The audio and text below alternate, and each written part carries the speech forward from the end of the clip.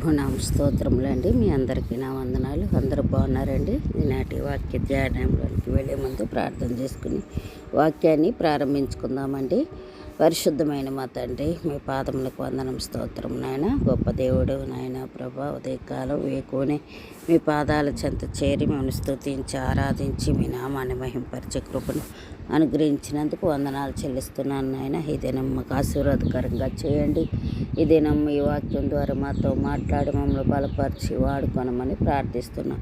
మీ సన్నిధి సహాయం మాకు తోడిగించి మీ కృప చొప్పున నడిపించమని మీకే వందనాలు స్తోత్రాలు చెల్లిస్తూ సమస్త మహిమ ఘనత ప్రభావం మీకు ఆరోపిస్తూ యేసుక్రీస్తు పరిశుద్ధ నామమున ప్రార్థించి వేడుకొంచున్నాం మా తండ్రి. ఆమేన్. ఈ దినం మనం కొలసీలకు రాసిన పత్రిక గురించి కొన్ని విషయాలు నేర్చుకుందామండి. ఈ కొలసీ పత్రికలో మనం చూసినట్లయితే దేవుని వాక్యం కొలసీలకు రాసిన పత్రిక. ఈ పత్రికలో అపోస్తలుడైన పౌలు గారు ఒక గొప్ప సత్యాన్ని ప్రకటిస్తున్నట్లుగా ఈ యొక్క పుస్తకంలో మనం చూస్తాము. యేసుక్రీస్తు ప్రభు సమస్తమునందు సమస్తముగా ఉన్నాడని పౌలు గారు తెలియపరుస్తున్నట్లుగా చూస్తాం. ఈ కొలసీ అనే పట్టణంలో ఒక చిన్న సంఘానికి వ్రాసిన పత్రికగా ఈ పత్రికను మనం చూస్తాం. ఈ సంఘాన్ని ఎవరు స్థాపించారు అంటే ఎఫెఫ్రా అనే దేవుని సేవకుడు పౌలు గారి యొక్క శిష్యుడు మరి స్థాపించినట్లుగా మనం చూడవచ్చు. కానీ కొంతకాలానికి ఆ సంఘములో తప్పుడు బోధనలు ప్రవేశించినట్లుగా పౌలు గారికి తెలియపరచబడుతూ ఉండటము చూస్తూ ఉన్నాం. అయితే పౌలు గారు కొందరు గురించి ఇలా మరి ఉత్తరం రాసినట్లుగా ఈ పత్రిక రాసినట్లుగా మనం చూస్తాం.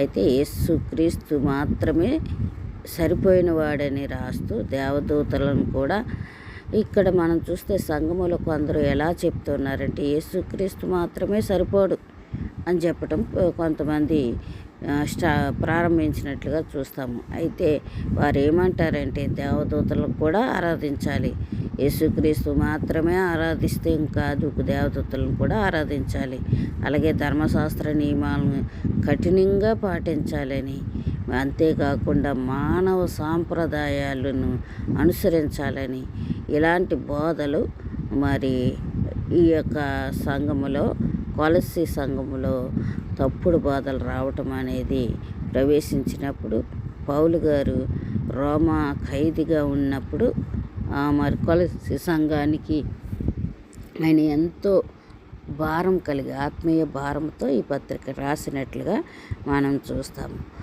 ఈ పత్రిక 1:15 మనం చూసినట్లయితే మరి అక్కడ ఈ విషయాన్ని వ్రాయబడి ఉండటం మనము గమనించగలం. 1:15 ఏమనుందంటే ఆయన అదృశ్య దేవుని స్వరూపియై సర్వసృష్టికి ఆది సంభూతుడై ఉన్నాడు అని వ్రాయబడటం మనము చూస్తాం. అలాగా ఆయన అదృశ్యమైన దేవుని స్వరూపమని, సమస్త సృష్టికి ఆయన మొదటివాడని ఇక్కడ పౌలు గారు ఆ సంఘానికి ఈ పత్రిక వ్రాస్తున్నట్లుగా మనము చూడవచ్చు. అంతేకాకుండా యేసయ్య ఒక ప్రవక్త మాత్రమే కాదు కానీ ఆయన ఒక మంచి గురువు అని, అంత మాత్రమే కాదని మరి ఇక్కడ పౌలు గారు మాట్లాడుతున్న మాటలు ఆయన దేవుని స్వరూపము అని చెప్తున్నారు. మరి ఆకాశములో ఉన్నది కానీ భూమిలో ఉన్నది కానీ కనబడినవి అన్నీ కూడా ఆయన ద్వారానే సృష్టించబడ్డాయని కొలసీ 1:16 మనము చూస్తాము. ఏలయనగా ఆకాశమందున్నవి భూమి అందున్నవి దృశ్యమైనవి కానీ అదృశ్యమైనవి కానీ అవి సింహాసనములైనను ప్రభుత్వములైనను ప్రధానులైనను అధికారులైనను సర్వమును ఆయన యందు సృష్టింపబడిను, సర్వమును ఆయన ద్వారా ఆయనను బట్టి సృజింపబడినని ఇక్కడ వ్రాయబడటం మనం చూస్తున్నాం. అదే విషయాన్ని ఇక్కడ పౌలు గారు చక్కగా ఆ విషయాన్ని వివరిస్తున్నట్లుగా ఈ ప్రపంచం మొత్తం కూడా యేసయ్య చేతిలో ఉందని, నీ జీవితం కూడా యేసయ్య చేతిలోనే ఉందని ఈ యొక్క పత్రిక కొలసీ సంఘస్థులకు రాస్తున్నట్లుగా చూడవచ్చు. కొలసీలకు రాసిన పత్రిక 1:18 మనం చూసినట్లయితే 1:18 సంఘం అని శిరస్సునకు ఆయనే శిరస్సు. సంఘము అను శరీరమునకు ఆయనే శిరస్సు. ఆయనకు అన్నిటిలో ప్రాముఖ్యము కలుగు నిమిత్తము ఆయన ఆది అయ్యుండి మృతులలో నుండి లేచుటలో ఆది సంభూతుడాయను అని వ్రాయబడటం ఇక్కడ మనము చూస్తున్నాం.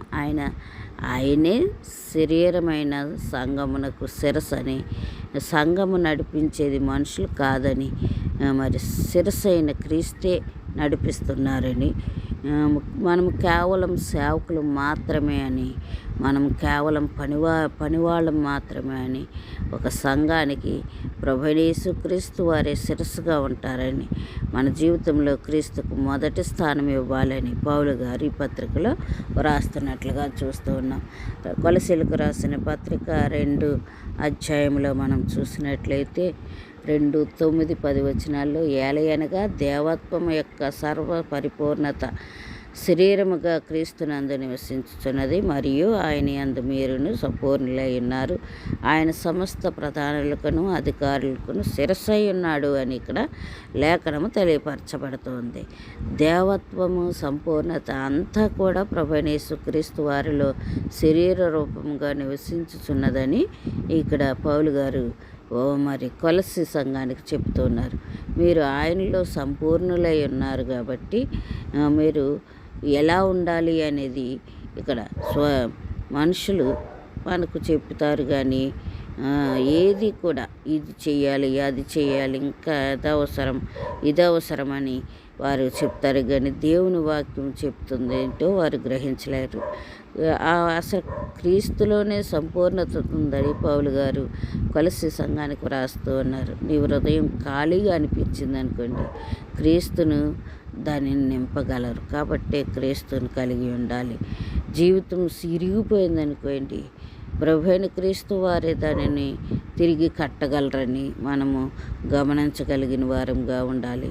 ఒకవేళ మనకు శాంతి లేదనుకోండి, ఆ నిజమైన శాంతి కావాలంటే ప్రభువైన క్రీస్తు వారి వద్దే ఉన్నది. క్రీస్తులో కొత్త జీవితం కొలసీలకు 3 అధ్యాయం మనకు ఒక గొప్ప పిలుపు ఇస్తుందని, పాత మనిషిని విడిచిపెట్టండి, క్రొత్త మనిషిని ధరించండి అని వాక్యంలో రాయబడటం మనం చూస్తున్నాం. అంటే మనకున్న పాత స్వభావాన్ని అంతటిని కూడా విడిచిపెట్టేసి నూతన స్వభావాన్ని ధరించుకోవాలి. పాత స్వభావం ఏమిటి? ఒకప్పుడు కోపము, అసూయ, ద్వేషము, అబద్ధము, ఇంకా ఇవన్నీ కూడా పాత శరీర క్రియలన్నీ పాత జీవితంలో ఉన్నాయి. అయితే ఎప్పుడైతే ప్రభువైన యేసుక్రీస్తు వారిని మనము అంగీకరించుకున్నామో అప్పుడు మనలో ఉన్న ఆ గుణాలన్నీ పోయి ఆ ప్లేస్లోనికి క్రీస్తు యొక్క మరి కృప మనలోనికి రావాలి. ఏంటి అంటే ప్రేమ, వినయం, క్షమ, కరుణ, ఇవన్నీ కూడా మన హృదయంలోనికి రావాలని ఇక్కడ వాక్యము పౌలు గారు కొలస్సీ సంఘానికి రాస్తూ ఉన్నారు. 3వ అధ్యాయము 13వ వచనంలో చూస్తే కొలస్సీలకు రాసిన పత్రిక 3:13లో ఎవడైనాను తనకు హాని చేసినని ఒకడు అనుకుని ఎడల ఒకరినొకడు సహించుచు ఒకరికొకడు క్షమించుడి, ప్రభువు మిమ్మల్ని క్షమించలాగున మీరును క్షమించుడి అని వ్రాయబడటం మనం చూస్తూ ఉన్నాం. అయితే ప్రభువైన యేసుక్రీస్తు వారిని మనల్ని ఏ రీతిగా క్షమించారో మనం కూడా ఇతరులని అదే రీతిగా క్షమించాలని ఇక్కడ పౌలు గారు కొలస్సీ సంఘానికి వ్రాస్తూ ఉన్నారు. క్రీస్తు సమస్తమునందు ఎట్లా ఉన్నారంటే ఆయన సమస్తముగా ఉన్నారు. ఆ విషయాన్ని కొలస్సీలకు రాసిన పత్రిక మరి 3:11లో వ్రాయబడటం మనము చూస్తాము. అక్కడ రాయబడి ఉంది ఏమిటి అంటే, అట్టి వారిలో క్రీస్తు దేశస్థుడని యూదుడని భేదము లేదు, సున్నతి పొందుటయని సున్నతి పొందకపోవటయని భేదము లేదు, పరదేశి అని సింధుయుడను మరి దాసుడని స్వతంత్రుడని లేదు, కానీ క్రీస్తే సర్వమును అందరిలో ఉన్నవాడనే ఉన్నాడని అక్కడ రాయబడి ఉండటం మనం చూస్తున్నాం. అలాగూ రాస్తూ పౌలు గారు అంటూ ఉన్నారు, నీ కుటుంబంలో క్రీస్తున్నాడా, నీ ఆలోచనలో క్రీస్తున్నాడా, నీ నిర్ణయాల్లో క్రీస్తున్నాడా అని అడుగుతూ ఆయన చివరిలో చెప్తున్నది ఏంటంటే, క్రీస్తు లేని జీవితము చీకటి, క్రీస్తు ఉంటే ఆ జీవితము వెలుగుగా ఉంటుందని ఆయన చెప్తూ ఉన్నారు. దేవుడు మనతో ప్రతి విషయంలో కూడా మనతో మాట్లాడుతూ ఉన్నాడు.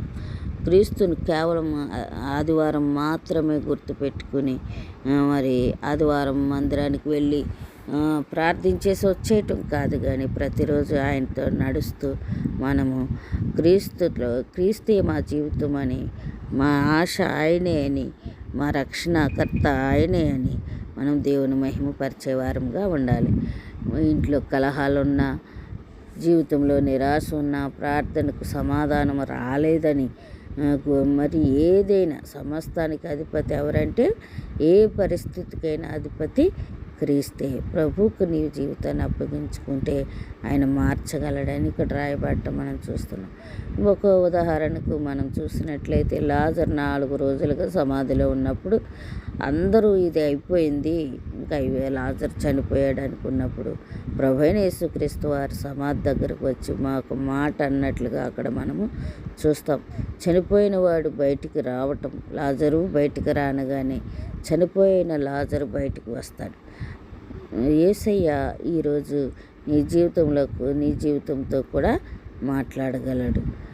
మనము యేసు ప్రభు వారి గురించి తెలుసుకున్నట్లయితే ఆయన సంఘానికి శిరస్సుగా ఉన్నారని మనం కొలస్సీయులకు రాసిన పత్రిక 1:18 చూసాం. ఆయన సంఘానికి శిరస్సుగా ఉన్నారు. సంఘం నడిపేది మనుషులు కాదు, కానీ దేవుడి సంఘమును నిలబెట్టేది. చాలామంది అనుకోవచ్చండి, సంఘం నిలబెట్టేది మనుషులని, సంఘమును నిలబెట్టేది డబ్బు అని, సంఘమును కాపాడేది పదవులు అని అనుకొనొచ్చు, కానీ సంఘానికి శిరస్సు క్రీస్తే అని ఇక్కడ పౌలు గారు మాట్లాడుతున్నారు. ఈ రోజుల్లో కూడా చాలామంది మనుషులు మీద ఆధారపడుతూ ఉన్నారు. ఒక నాయకుడు లేకపోతే పడిపోతుందని సంఘం, నేనే ఈ సంఘానికి మూలమని, మరి నేను లేకపోతే సంఘం అంతా పాడైపోతుందని ఆలోచించే మనుషులు ఈ లోకంలో ఉన్నారు. కానీ ఒక మనిషి మారితే శ్వాసం యొక్క జీవితం కూడా మారిపోతుందని పౌలు గారు చెప్తూ ఉన్నారు. ఒకవేళ ఒక మనిషి తను అలాగనుకున్నట్లయితే సంఘంలో అతడు విఫలమైపోతాడు. అంతేకాదండి, తనకు స్నేహితులు విడిచిపెట్టవచ్చు, కుటుంబం అర్థం చేసుకోకపోవచ్చు, కానీ ప్రభువైన యేసుక్రీస్తు వారు మాత్రం ఎప్పుడూ నిన్ను విడిచిపెట్టడని కొలస్సీ సంఘంలో మరి కొలస్సీలకు రాస్తున్నట్లుగా మనం చూడవచ్చు. మరి కొలస్సీ సంఘం 3:9-10 మనం చూసినట్లయితే 3:9-10 చూస్తే అక్కడ ఒకనితో ఒకడు అబద్ధమాడుకుడి, ఏలయనగా ప్రాచీన స్వభావమును దాని క్రియలతో కూడా మీరు పరిత్యాజించి జ్ఞానము కలుగు నిమిత్తము దానిని సృజించిన వాని పోలిక చొప్పున నూతన పరచబడుచున్న నవీన స్వభావమును ధరించుకొని ఉన్నారు అని ఇక్కడ రాయబడటం మనం చూస్తూ ఉన్నాం. నూతన స్వభావము అంటే పాత జీవితాన్ని క్రియలతో సహా విడిచిపెట్టేయాలి. జీవితాన్ని విడిచిపెట్టానంటూ అయ్యే క్రియలు చేస్తున్నాం అనుకోండి, దాంట్లో ఏమీ తేడా కనపడదు. పాత క్రియలన్నిటిని విడిచిపెట్టేసి క్రొత్త మరి జీవితాన్ని ప్రారంభించటం మనము చూడాలి. యేసయ్యను అనుసరించడం అంటే కేవలం చర్చికి వెళ్ళి రావటం కాదండి. జీవితం మారాలి, మాటలు మారాలి, ఆలోచనలు మారాలి, నీ హృదయం మారాలి. ముఖ్యంగా ఇవి మారినప్పుడు మనలో నుంచి ఏమేమి వెళ్ళిపోతాయో మనం చూసుకున్నాం. కోపము, అసూయ, ద్వేషం, క్షమించలేకపోవటం, ఇవి పాత మనిషి యొక్క లక్షణాలు. అయితే నూతన స్వభావం కలిగిన మనిషి యొక్క లక్షణాలు ప్రేమ, వినయం, క్షమ, పరిశుద్ధత, ఇవి నూతన స్వభావానికి గుర్తు అనమాట. ఒకవేళ నువ్వు యేసయ్యలో ఉన్నావంటే నీలో మార్పు కనిపించాలి. చీకటిలో ఉండి దీపం వెలిగిస్తే చీకటి పారిపోతుంది. అలాగే యేసయ్య నీలోనికి వచ్చినప్పుడు పాప బంధకము, భయము పారిపోవాలని వాక్యం సెలవిస్తూ ఉంది. కొలస్సీయులకు రాసిన పత్రిక 3:15 మనం చూసినప్పుడు